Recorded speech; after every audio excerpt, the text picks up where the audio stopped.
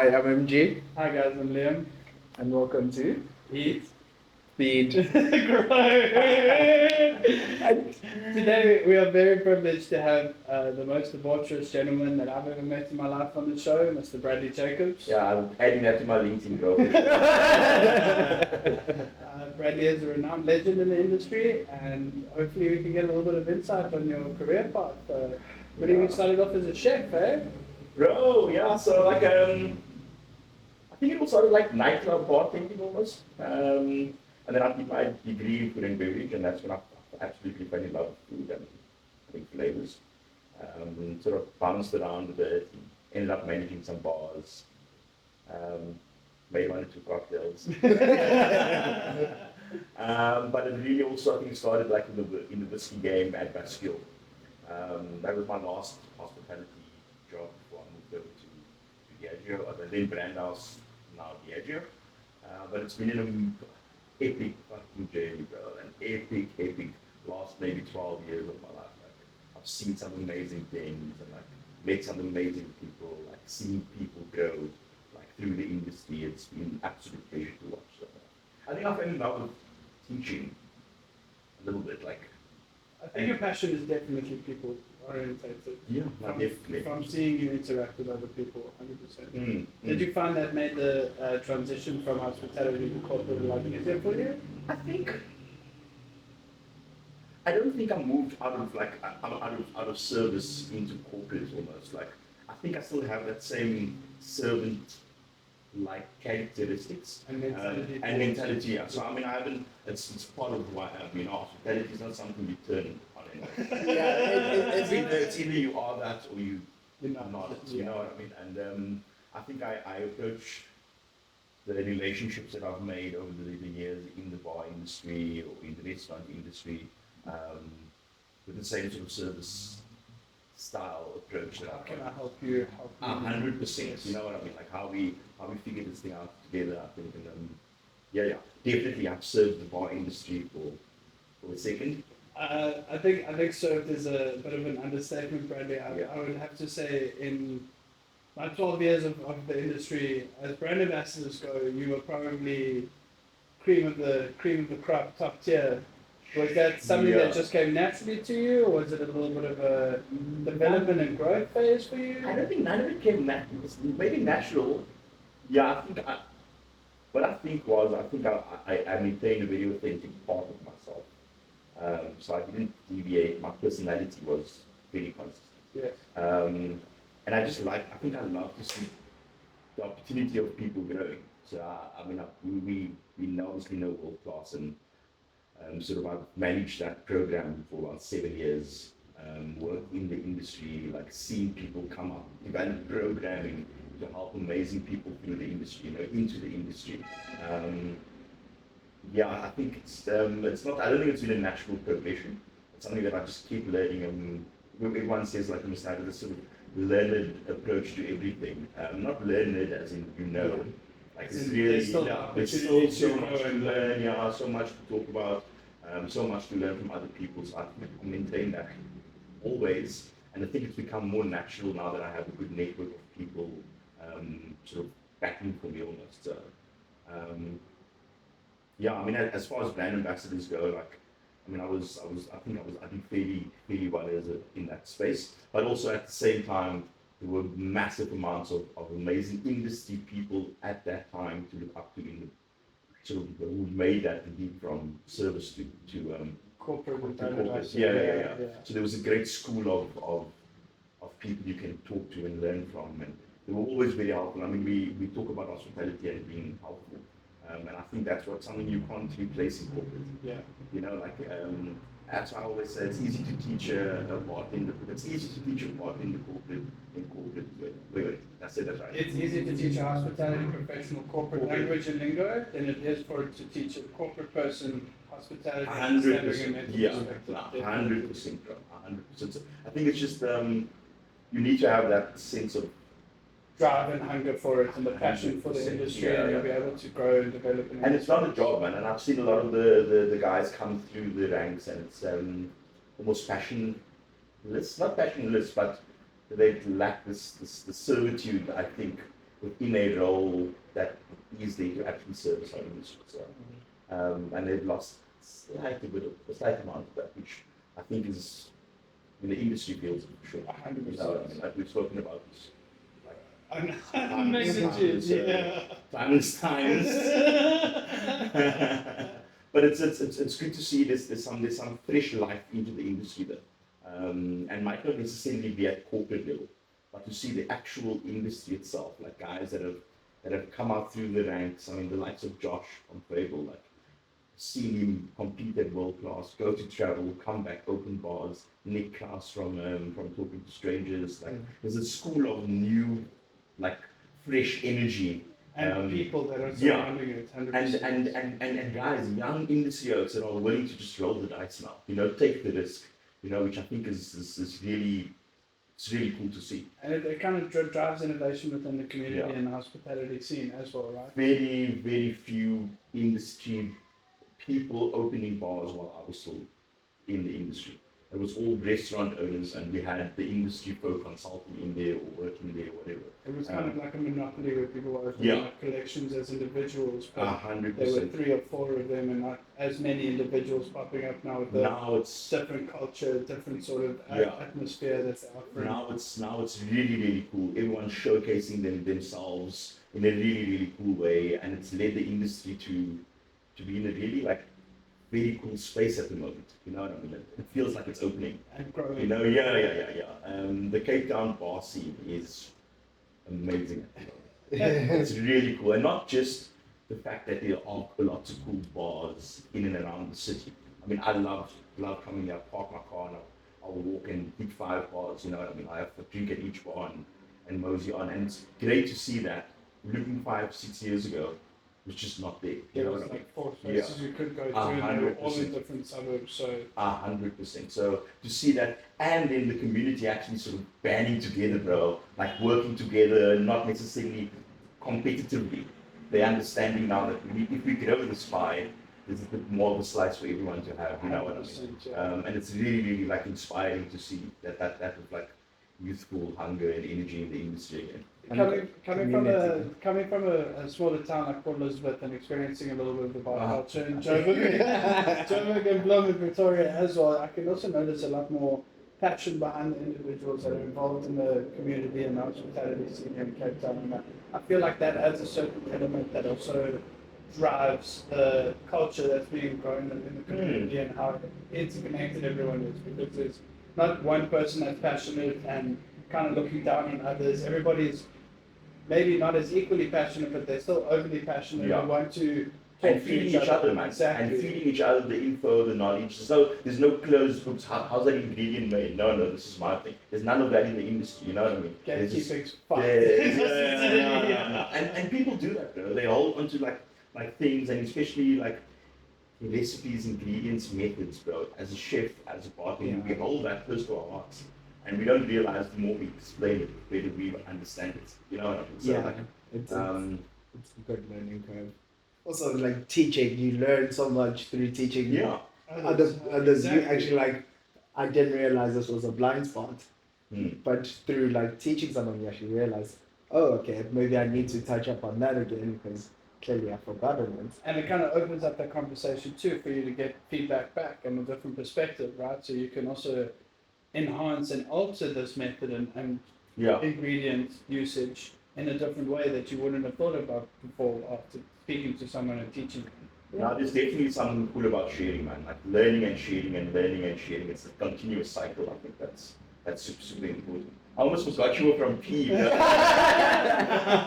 was like, oh, yeah.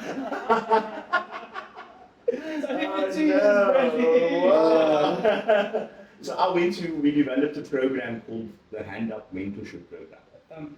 So Brent Perrymore from Art and Publicity, I think he was 2020, 21? Yes.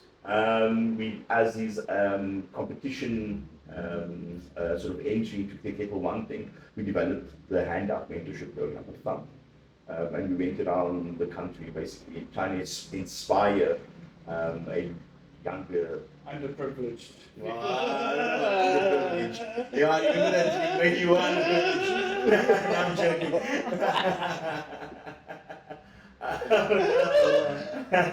Yeah, so we went around, we did this like cool talk, like a series of talks, and some guys pulled through more consistently, and you were definitely one of them. And it's to see how that sort of caught fire is quite cool. I was really inspired by you and the program, to be honest with you. It kind of lit something under my soul, and I was like, fuck, I need to get involved in it. And it's I think that's all it takes. It's just that one initial footstep to actually get involved in a program and want to better yourself. Who knows what the possibilities and the capabilities after that are? Yeah, and I think just involving yourself. Like, I mean, I always tell people just go. You know, don't like try to like overthink it. Just go and be present. You know, and just once you're there, you'll learn. You'll meet people that will sort of position yourself in the future again to make better relationships. I mean, that's sort of what Thump really was. You know, it wasn't as much as a learning. I mean, we had decks and we were trying to teach method, but it was really trying to develop a mindset for success in the bar industry. You know, and I think we've done some really cool work. Philip was part of that thing. JJ was part of that thing. Seb as well. Seb, he's come a long way too. Yeah, like it's really been cool. And to see also like what maybe cool to look back and reflectively see how many people have come through not only Thump, just the world class as a platform. You know, I think that's why I still feel so passionate about any sort of community driven, like even if it's competition based. You guys were creating this opportunity to invite members of the community to join together and be present and just do something as a unit, right? And very often, I mean, we had shit loads of fun. Like it was, we had talks, we had made drinks, and like, but we had shit loads of fun. It felt like infectious almost. You know what I mean? It definitely was. Yeah. People in PE still talk about it. That cabin, bro, you already can speak. I get messages every second week. Where's Bradley coming back? No, I still love that area, bro. And it wasn't a massive community. There were maybe like 8-10 people. Actually. Yeah, and they pulled in, but it was just enough people to go and actually encourage them. You know what I mean? And a few really like cool people came from that still servicing. Even Josh. Van der Berg, yeah, also from that sort of program out of that PE. I remember Cam also came out of PE. He's now in Dubai. 100% Cambodia. Shout out Cammy. Yeah, he was also from the same thing. Also went down there. There weren't much people. There wasn't much interest. Got him part of the world class competition, and then to go and see him represent Dubai at world class as a winner. It's just like, oh shit, that's some really cool things. You know what I mean? Like, it's really opened up the door, not only for me, like I love the program and I love what it's done, but it's really like inspired a whole generation of great people in this multiple industry. There's even people from this next generation that are getting inspired from the program, and multi-brands across the different brand companies. It wasn't necessarily, and I always said like world class was the Diageo run thing, but it was never closed off. I've always invited all the competitive brand companies, come and check it out, get involved in the industry. You know, once we grow this feeling of community, there's a lot more for everyone. Everyone, yeah. And to see it now, the industry at in its flourish now. You know what I mean? It's really cool. Like really cool, I think. And the transition from that initial corporate position as brand ambassador or brand affiliate to the title you own now as national sales manager. How's that transition? So I'm national on-trade key account manager now. It was tough, bro. It was a tough transition, and not necessarily the work. I think it was a transition out of something I felt deeply passionate about. But it was time. You know, I was talking about Mandla and how he pushed me, but looking back, it was an inspiration. Back then, he was our head of reserve, works for Engine now, and he said, no, you need to grow. You know, you need to grow, and I get it now. But I was so deeply embedded in the industry, and felt so deeply passionate about making changes in the industry for the better. So it was difficult to move away from that. into like Excel and PowerPoint. It was very difficult to transition, and not necessarily, again, it's not a physical thing. I mean, I had the ability to do the job. It was a mental. It was like a move away from your passion, you know what I mean? And that's why I always look for small little ways to make it fun and more. and get back in, jump out the bar now and then, make a drink. Like I still feel like deeply passionate about it.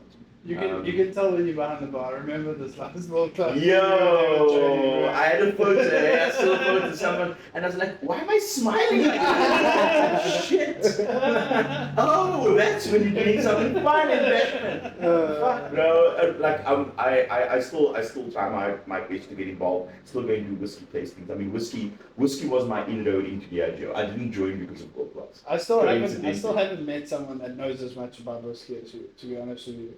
It was, I mean, the travels, I think we've been to Scotland 4 times to go and sort of tour distilleries with some really cool people. Dom De Lorenzo 1 year, myself, Dom, Steve, we all jumped a car and drove through Scotland for like 7-8 days. We probably stopped in Heathrow maybe 35 distilleries over that 7 days, like literally in, out. Like we drove to Camden, to Oban, we were off the coast but I think the point I'm trying to make is that I think exposure is giving me that understanding of whiskey maybe. And it was also your perspective to it and your approach, because you went in with that sponge mentality. Yeah. And you wanted to learn as much as you And can. I asked a shit ton of questions at the sometimes very uncomfortable. Especially, I mean, I will never forget my first trip over. And I mean, I worked at Basquiat for 5 years, but back then it was the largest whiskey bar in the Southern Hemisphere. We had over 550 whiskeys on our back bar. And I was doing the whiskey tastings and all that. But I've never been to Scotland. I'll never forget how I got this job. It was Donald Colville. He used to be our global malt ambassador. He came to South Africa to do the tasting, and we had gone to do the masterclass in the morning, and I was working a late shift in the evening. I was feeling sick as a dog, but I thought, let me go ask these questions. You know, ask the questions. Later on, the guys came to the bar and asked me, are you maybe interested in a job here? Brand us. Hectic. So I was like, always like that. And again, just that hunger to learn gave me the opportunities. You know what I mean? And I took the role from Basquiat, joined for whiskey. And it's not just about having that. I mean, the insights and knowledge come with tours and stuff like that, reading and a lot of conversations. But it's also just making sure that it's kind of you present it in a really approachable way. Because I know a lot of guys who have kind of knowledge. They approach it like a science lesson. 100%. You know what I mean? And you need to meet people like in their field, anything to food, with drink. And you need to find a way to connect. To resonate with someone. 100%. So. And I think I do that really well. I think from a presenter perspective. Oh yeah, definitely. You communicate very well. The showman. Yeah, man. And I think I got into the whiskey game, and I was very intimidated by World Class. Like super, because now, shit, like I was all of a sudden have to run World Class in Cape Town back then. Brent was like that. Brent was winning everything. And the way the community opened their arms to me was really cool. Like if you need anything, just call. Even the previous brand ambassador, Chantal Warren. Yeah. She also helped. Like she was the BA. I mean, they started the program, the World Class program in South Africa. And when they left, they always say like, "We never leave World Class." You know, like they can call me today, and I'll just still jump and help. 100%. I have a question. How was it hosting a global final here?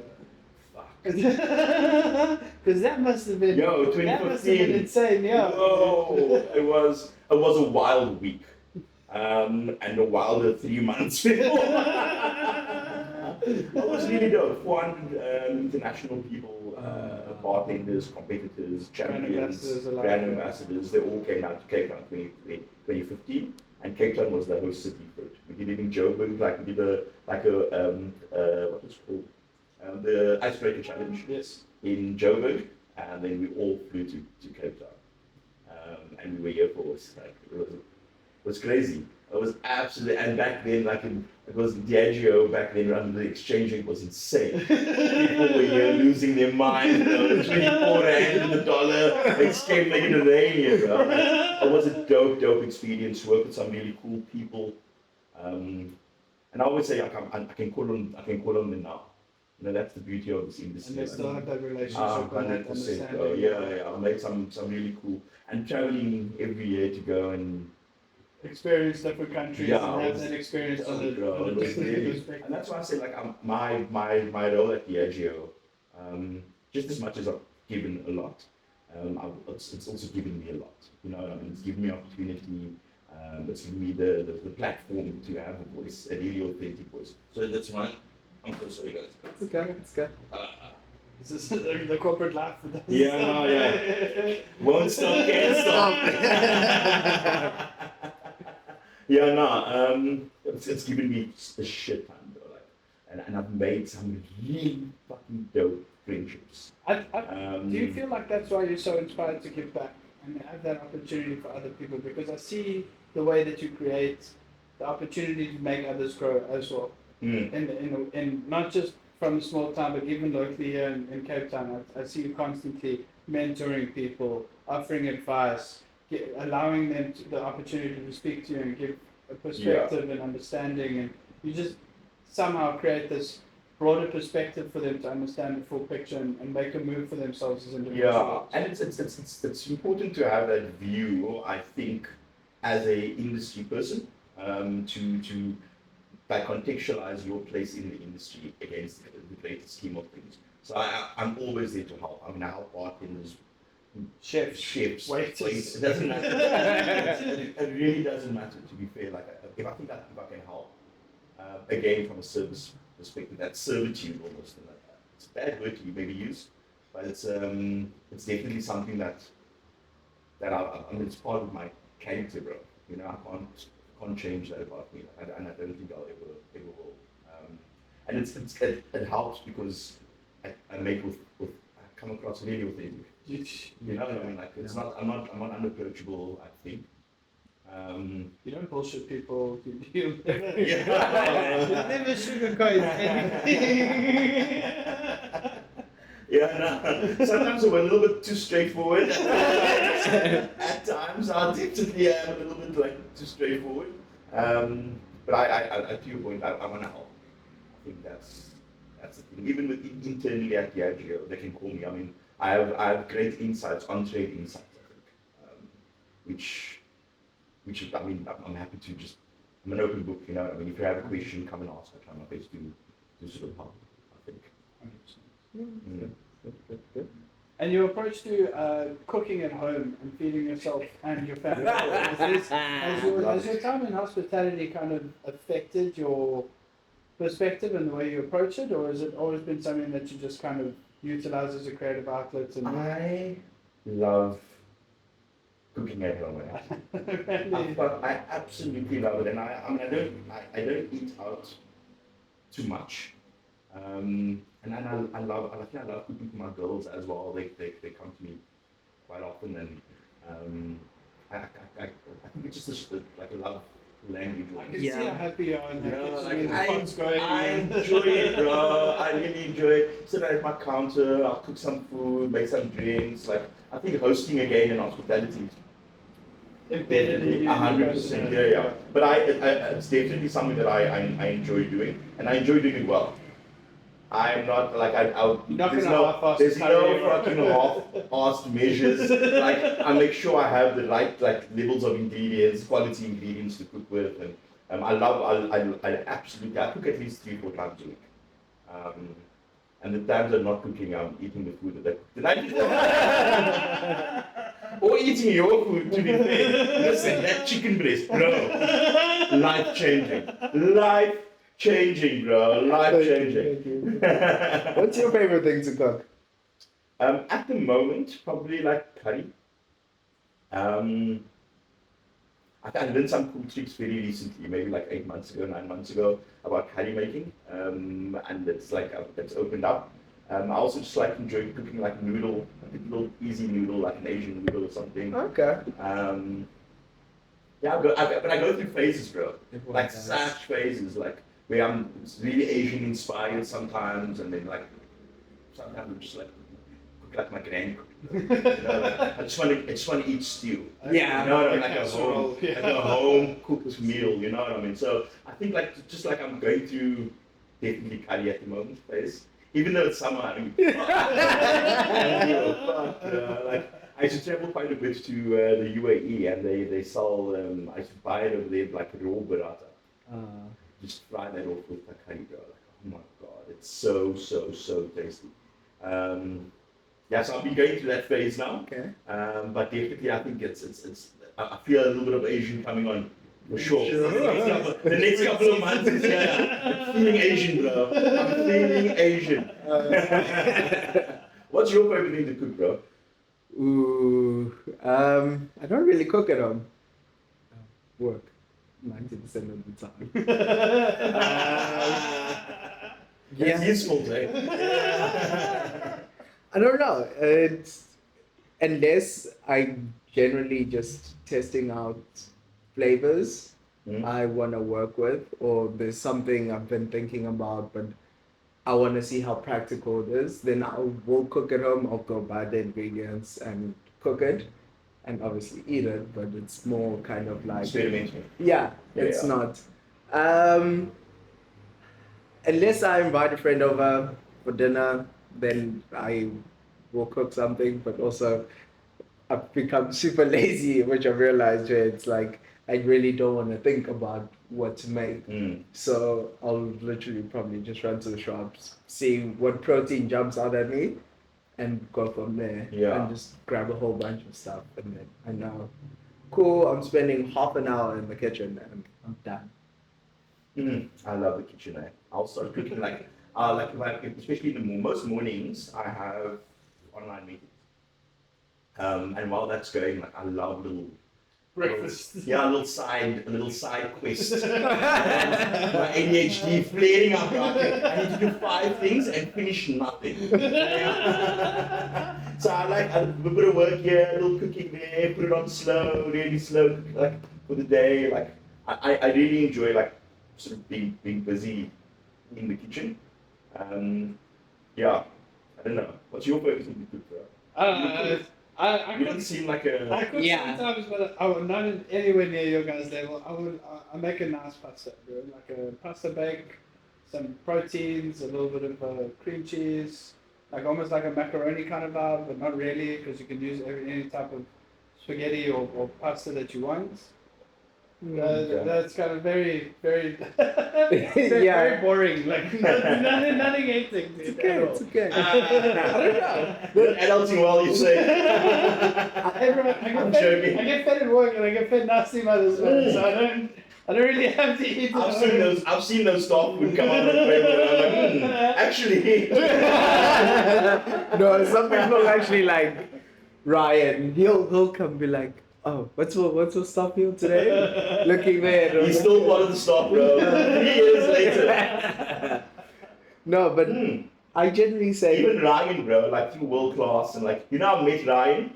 He was working at Table Bay Hotel with I'll never forget it, a tie, because I also worked at Table Bay, so I had that Oscar tie, a yellow tie with seals on them.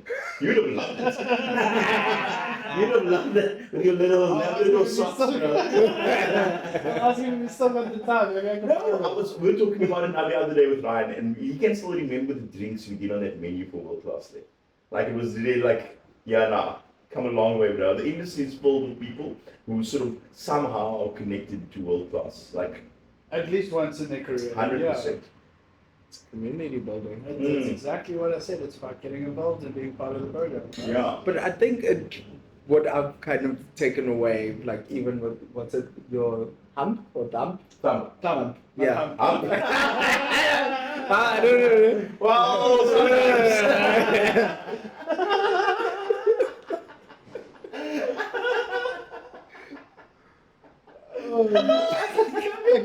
I can't. Okay.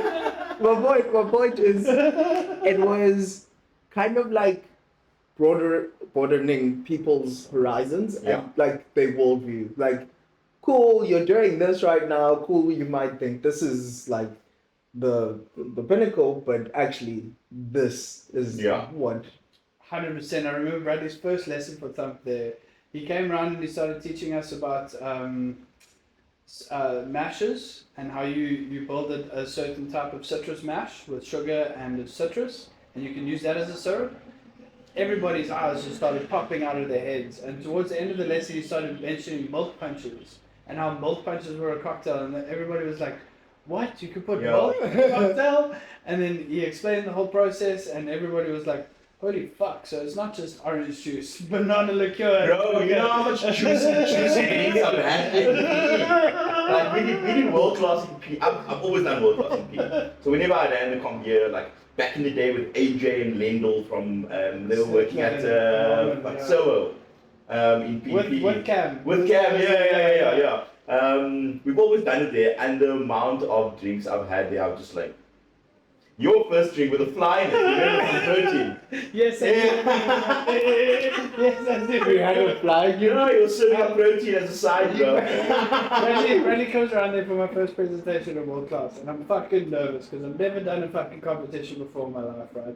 This man looks me dead in the eye and he's like 3, 2, 1, and as he said, well, I just fucking panic, bro. I'm rushing around this bar, everything's messy and it's just a shit show. By the time I get the drink out to him, there's a fly in it from the fucking shaker, and Bradley's just looking at this thing and he's like, "Nah." Says nothing. He's just like, "Nah, I'm gonna walk away now. I'm gonna pretend like this never happened, And I'm gonna try it again. I'm gonna start all over." No, you know what? It's very often in comps. You need to have that, especially with a new person. They need to feel comfortable. And it was challenging. Yeah. I remember very well. Hopefully, I've improved a lot. A little bit, yeah. Once or twice, yeah. 1 or 2 times, 100%. Oh, no. Do you ever have are there chef competitions like this out there? They So I know are. SA, the culinary comp, there's one, I think. There's Unilever runs a program. It's opening up now. Their competition. It's mostly like everyone aims for like the 50 best. Yeah. Like they do a comp as well. There is an international like chefs competition, but that's like a team. The Chef Olympics. Yeah. Yeah, Heard of this as well. it's so you like kind of qualify, like obviously you qualify for the South African team. Then you as the South African team compete against Other teams. like the southern nationals, so you'll do like southern region, there'll be North Africa, southern Africa. You'll compete and the best team from there will compete, and then between North and South, and then they compete in globals. Hectic. Yeah. Now, a friend of mine, he's the operations director at City Lodge, Jacob Boyd. He's I think one of the judges now for that competition. He's doing his hours, I think, so that he can judge it in the future or something like that. Yeah. And he travels with the South African team very, very consistently. And when you go and compete internationally, I think we're exactly the same comp here. Yeah, it's intense because also like everyone specializes in a specific area. So like you have different rounds. You'll have a pastry round. You'll have like where you have to build like a whole elegant setup. You'll do like sugar work, where it's like you have to make a sculpture.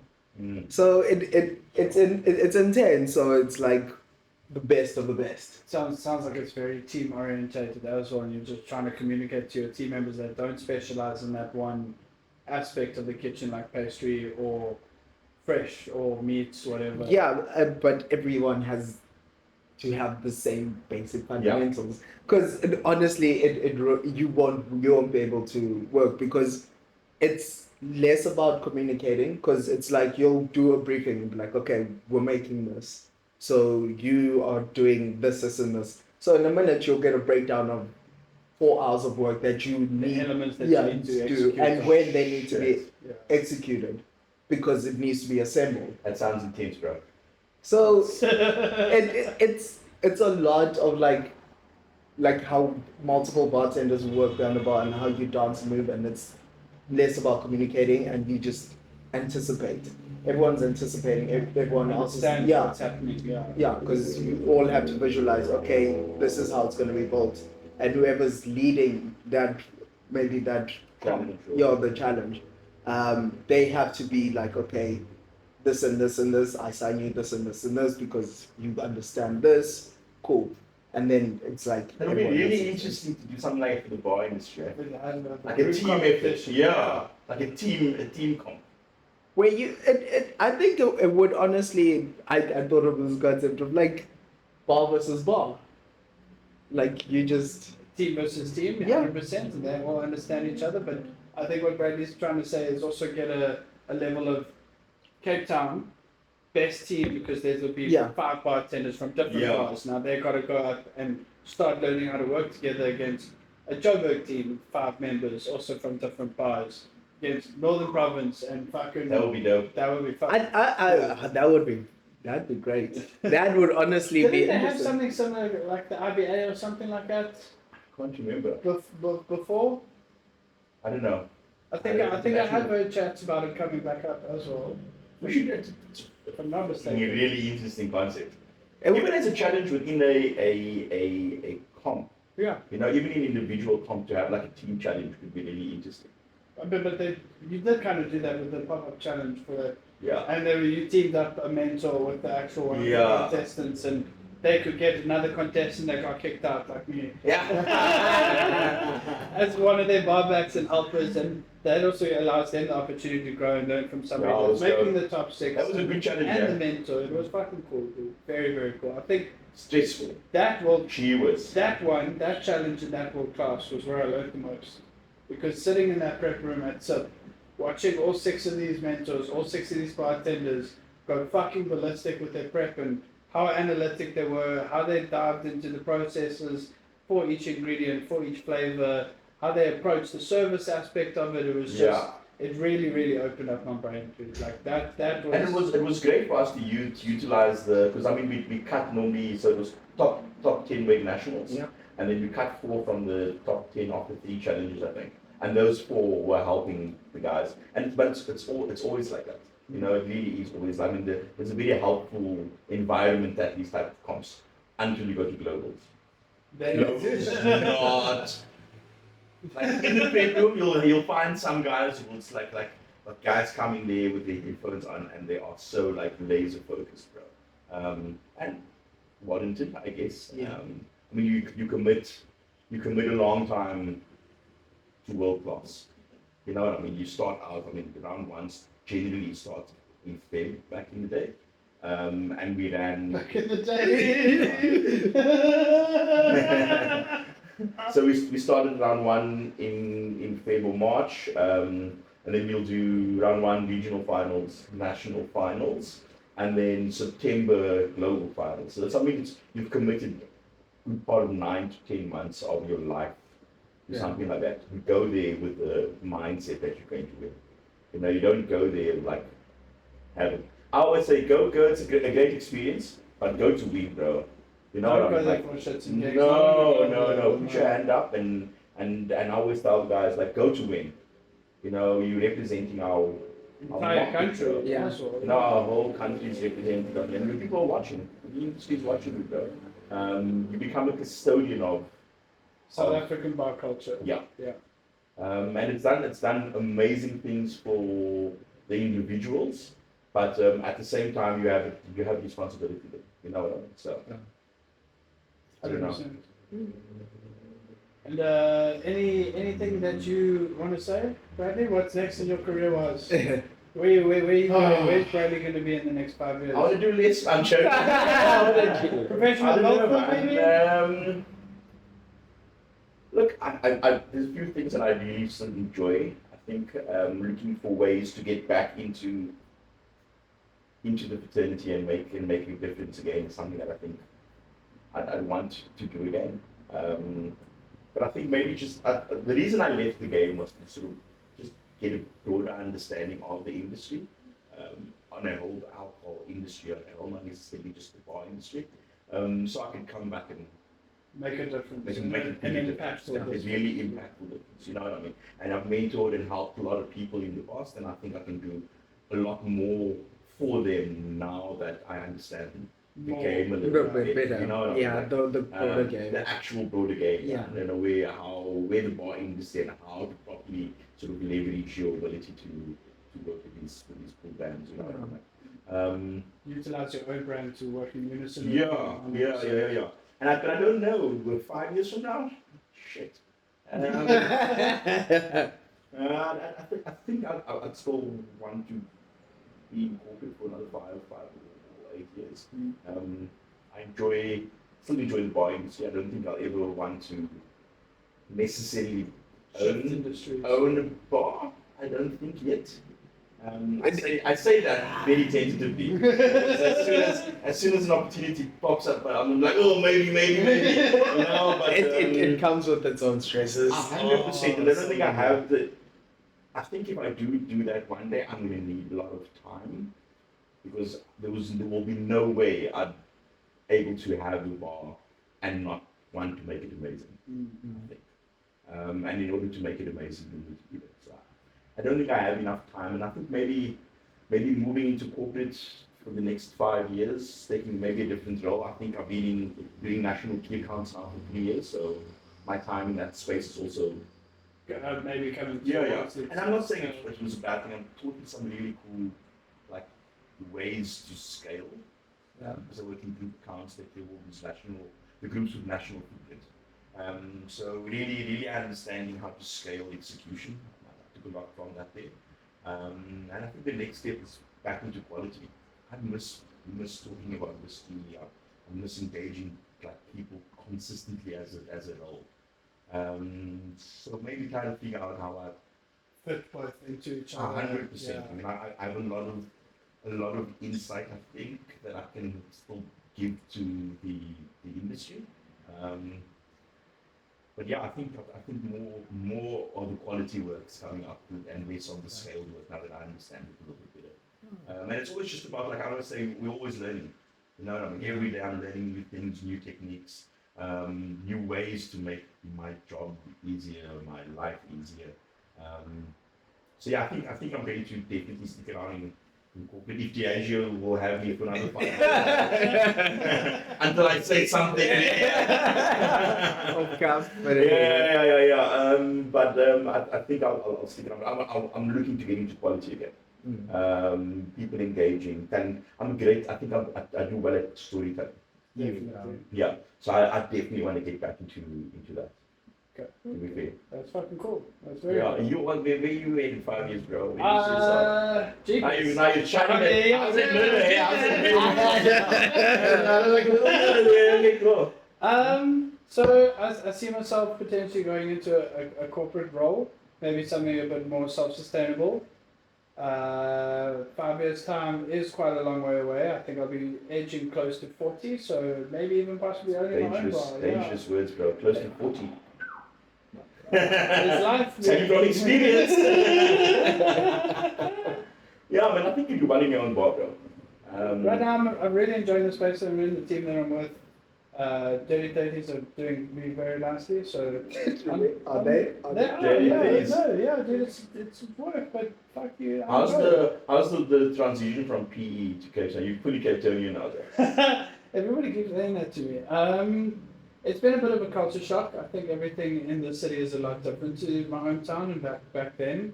The culture is definitely a lot broader. The people here are a lot more passionate and actually involved in the industry, which I think is a nice positive shift for me because I felt quite frustrated with the people back home and how they didn't see the passion and the longitude that I did in the career for hospitality and bartending. But yeah, I think I'm enjoying it, dude. Definitely, I'd say I'm enjoying it. I feel more at home here now than what I did. I told you should have come a long time ago. Yeah. I've been saying this thing. Ever since the flight. Ever since the flight, bro. I genuinely thought that you used like you mimicked a fly. No, it wasn't. But it was actual fly. again, bro. I just looked at it and I was like, okay, we're gonna try this again. I still tell Bradley that I think he just enjoyed the turtle because I had this little clay turtle that I wanted to put on as my sustainability aspect because it was a Kettle One challenge and I had this whole sustainability thing and I developed this program where bartenders could accept bags of lemons and limes and people could go trade in like picked up beach trash for lemons and limes at a certain lemon and lime vendor and take that and get this drink with the bartender. And yeah, I Sounds complicated. I panicked.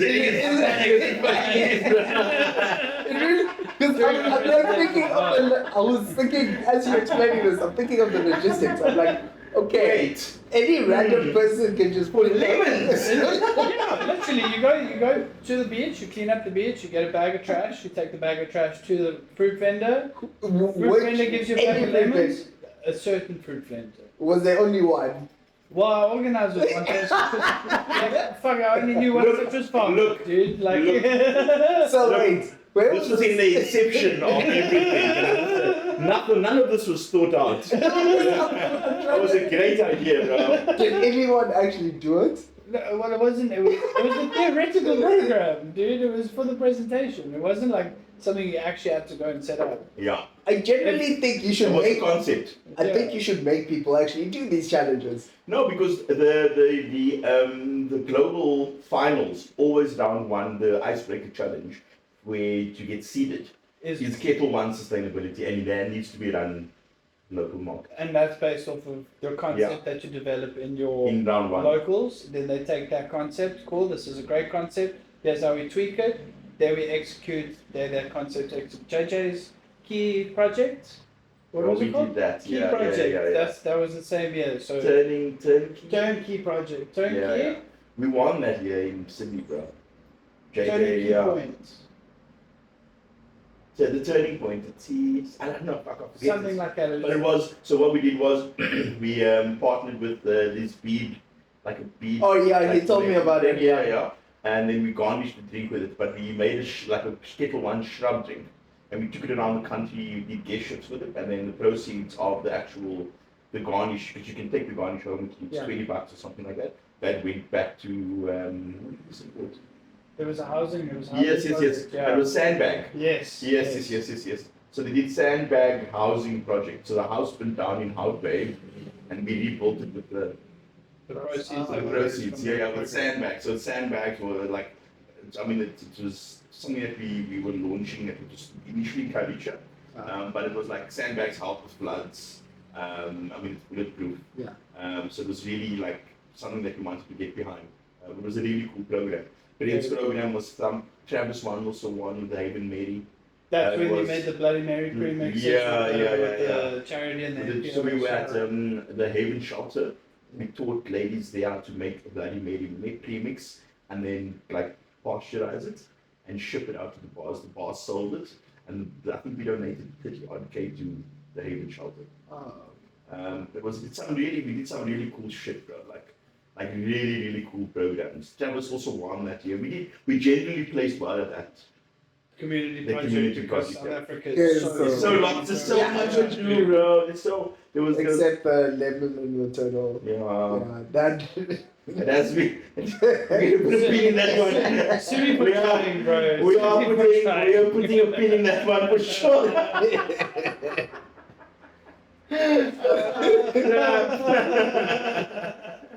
No, but there was some really cool stuff that came from it. It's a pity we don't keep those programs alive all the time. Yeah. Because once the year runs out, some new program gets developed. They put it on the Hive. It's on Kettle One. It's on the Kettle One Hive website. Yeah. So all the projects would last. So imagine like Globals have doing these community projects. So initially it was 52 projects, and then they just added years and years, and now 5 years later, there are 500 community projects that were run through Kettle One. So now you can start to see and use those as a template. The scale and how much. If like I always say, the smaller things, do a lot of small things, and ends up being a big thing. You know what I mean? Like, yeah, it was really cool. It's really cool to go on that site and check out some of the international projects, bro. Yeah. So alcohol brands do give back to communities. Yes, they do. When they have the right people behind it and there's the right purpose. I think, yeah. I mean, we always do. I mean, we have massive CSI projects here, Geo. You know that Papa ad. Do you remember that ad? Was that the wimpy one? No, it was the alcohol drinking and driving ad, where the prisoners were like they put these hands, and these hands were meant to hold you. Yes. And then at the end, this guy like a fucking prison, bro. You know, tattoos everywhere, and he's just like, Papa Vakuyo. Bro, it was like, like a scare tactic of absolute note. I implore you, like, just go and check it out when you have some time. The Papa Vakuyo ad. That was done through, I mean, back then, Brand House. We have an awareness program for like positive Alcohol consumption. That was one of the most impactful. We do quite a bit like outside of the alcohol industry to help, I think, and not only us. I mean, the guys, the Styles, Heineken's, but SAB, they do a lot of these style of work. Advocacy programs that kind of educate the culture and the people, because I personally, I feel like weekend door based South Africans, bro. Yo, listen, I'm not the right person to make give commentary, especially after this last couple of days. But we are a inspired nation when it comes to drinking, bro. We can smash a couple of drinks. You know what I mean? And I think that kind of makes people in the culture lose the sense of cocktail culture. Because now it's all about consumption culture and cocktail culture aren't really this parallel unison kind of. It can be. It can be. But it's not. It's again, I always say drink better, not more. Yes. You know what I mean? That was my biggest thing. I'm not into smashing a bottle of whiskey. I'd rather have two really, really good whiskeys than have a bottle of whiskey. Shitty whiskey. It was always about, and you can say shitty whiskey for sure. But it was always about quality, quality over quantity. And I don't think a lot of it's lost in our market because. Do you see a local or international trend for people being more conscientious of this? Of course, because local as well. 100%. It's not just, and I made a joke about maybe 3 years ago when people really didn't pay attention, and it was about how the cannabis industry is going to boom. That's booming. It's already booming, Yeah. and how it's impacting people are not drinking as much. No. It's just the new generation. They're a lot more aware of what the effects of alcohol can be, and they're getting away from it low ABV. I mean, we saw that trend happen about 8, 9, 10 years ago, where it was low ABV, low to no. You know what I mean? And now it's something that's seeded in culture. People come to the bar and order non-alcoholic cocktails. Without any shame. Yeah. Because there used to be so much shame around. Yeah. I will shame you. No, I'm joking. No, I'm joking. But it's really something that's a lot more accepted now. People aren't consuming alcohol at home as much anymore either. You know what I mean? It's a social thing. So when they're home, I mean, and then I said it 3 years ago. I said the cannabis industry is going to come for the liquor industry. And now look at town, though. I mean, there's a head shop. We throw a stone hard enough. Oh, I think there's more cannabis shops than KFCs and McDonald's. And bars, which is kind of the point that I think Brady's trying to make. There's more fucking cannabis dispensaries, thank you, or clubs than there is bar culture that you bring to. Yeah, no, and people are subscribing. People are subscribing towards that. I mean, not just necessarily the smoking of weed. It's more of an alternate lifestyle. And the social engagement. Yeah. And you go. I mean, I can see the benefits of it. I mean, you go home, wake up in the morning, you can still function. A bender, like an alcohol bender, bro. Like 2 days later, I'm still like trying to recover.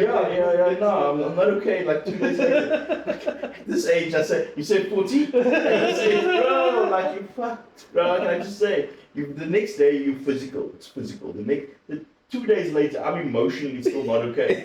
I'm emotionally not okay, bro. Like, even the hangovers from when you're 16 to 18 compared to when you're late 20s, it's night and day, bro. You're so lucky when you're 18, 19 and you're hungover. After 25, I think that's where hangovers actually really kick in. The liver just goes, fuck you too. It's like, Remember that time? This is for that. remember that 4-day bender you did when you were 18? Yeah. Now we pay. Yeah. We play with sweat and blood, bro. Taxes and Yeah. No, but it's good to see, but also like it's a damning sort of statement for our industry. You know, we can see it from a corporate perspective, the slowing down of Yeah. throughput and so. 'Cause I think I saw an article where I think globally, liquor market lost like 800 million across like every brand. we are. Yeah. I mean, and obviously there's spikes. Yeah. You know, they are. The consumption trend around tequila is obviously huge now. You know what I mean? So we find that obviously our tequila sales are spiked, and now obviously gin has tapered off, and our whiskey game is very difficult. That's a little bit more volatile. Yeah. And just as much as they are, I mean, very passionate whiskey drinkers, it's always like quite up and down. So you'll see some, but on a whole, consumption is definitely low. You know, so it's I mean, it's good and bad, and Yeah. you know, like I want to see humanity win, but at the same time, I love doing what I do for Diageo. That's sanity, bro. And private school's not going to pay for itself, bro. Yeah. Those flights aren't going to book itself. You know? So we touched on quality over quantity. Is there ever such a stigma or thing as a cuck type of spirit or alcohol? Like, would you? No, I think. Obviously, within a certain category like tequila and whiskey, and you have your lower ends and your higher end No, there's shit. versions. In any industry, there's shit and there's good. Is there a cuck category like pop shop, for example? Which Wine. Yeah. Cardboardo. Yeah. It's cardboardo. I've never heard of that. Easy with the pops up, throwing the word around like that. I'm making an example. For those who aren't South I think to your African. point is there's some spirit categories I don't necessarily get behind, and it's the smaller stuff. Like I've never got behind it.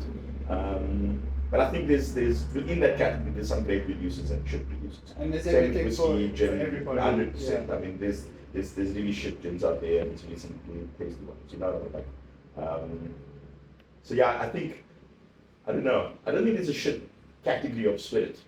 Some people will argue vodka. Obviously, just not very sophisticated. I wouldn't willingly just go out and smash vodka.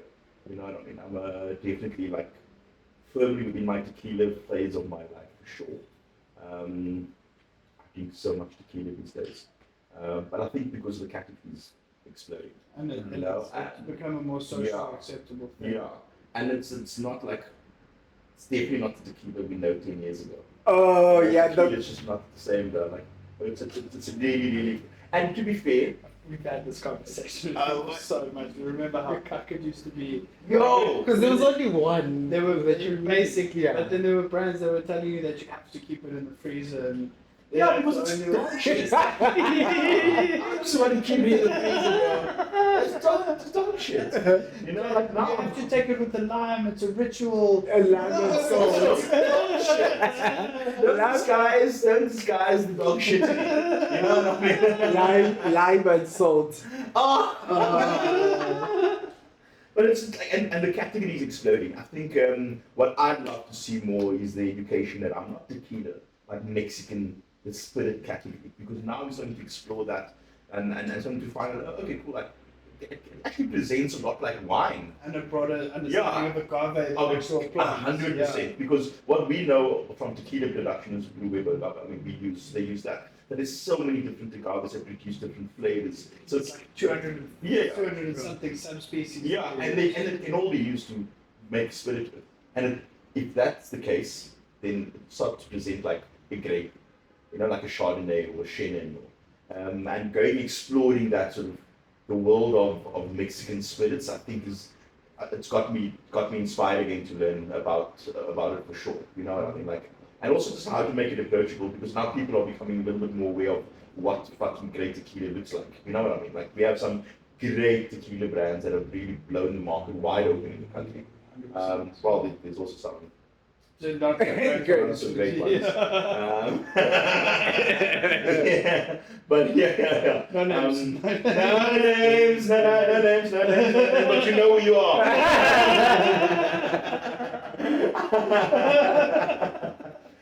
But I think that what we definitely lack is the education around it. You know what I mean? Like, what sort of, there's some great installs, there's some great circles, there's some amazing spirits from a category perspective, Mexican spirit category. I think it's what we see in our markets, a really thin sort of slice of what potentially Literally the tip of the iceberg. 100% So more. what's going on in Mexico. Yeah. Do you think if you had to ask a general South African what pulque is, they would know what you're talking about? No. 9 times out of 10. Not even a normal South African. You can ask 10% of the industry what is. You know what I mean? But like, it's something that we need to get better at, like, as an industry. You know, just as much as the it presents like whiskey, bro. Yeah. You know, the character sits within the agave that you use. It takes a while for that plant to get to maturity. It's very similar. I always say, look at a bottle of 12-year-old whiskey and look at that tequila. It's the same amount of time and effort went into it. You know, like there's some tequilas that present its terroir really, really well. You know what I mean? And I think our market's ready for an exploration of it. Would you say that whiskey makers go into the depth that tequila makers go to, looking for a certain terroir for their wheat and their grains? No, whiskey. No, whiskey. It's like I don't. I do know. It's the answer's no. Yeah. So that they have more focus towards their water sources. Not even. You know, water's like, and I always say this one, and like I've debunked a lot of the whiskey myths and sort of stories that the market has told you about it. You know, our water source is fucking. The spring is from an angel's house in the mountains of Scotland. You know, but like it's the thing with water is it contributes such a small, tiny speck of the end result. What you need, why you need water, just you need a lot of cold water. It's from a process perspective. So that's why distilleries were generally situated close to a water source, a river of some form, a stream or a spring.